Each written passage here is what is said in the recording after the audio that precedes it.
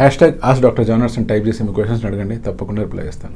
Vijay short films. Sir, సర్జరీకి ఎన్ని రోజులు ఉండాల్సి ఉంటుంది?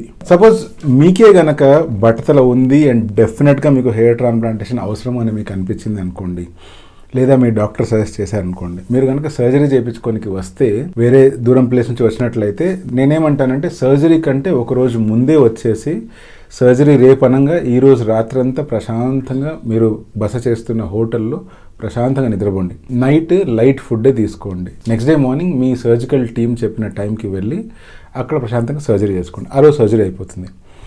ఆ రోజు రాత్రి కూడా ప్రశాంతంగా నిద్రపోండి. ఆ నెక్స్ట్ డే మళ్ళీ ఒక్కసారి వెళ్ళి ఫాలోఅప్ చేయించుకోండి. దాని తర్వాత ఒకవేళ అవసరం అయిందంటే హెడ్ వాష్ కోసం ఇంకొక రోజు వెయిట్ చేయండి, లేదా ఆ రోజు నైటే వెళ్ళిపోండి. అంటే మ్యాక్సిమం మీరు ఒక 2 to 3 days లీవ్ పెట్టుకుంటే సరిపోతుంది. లేదు మీరు చాలా దూరం నుంచి వస్తున్నారు అంటే ఈ 2 to 3 daysకి మీ ట్రావెలింగ్ డేస్ యాడ్ చేసుకోండి.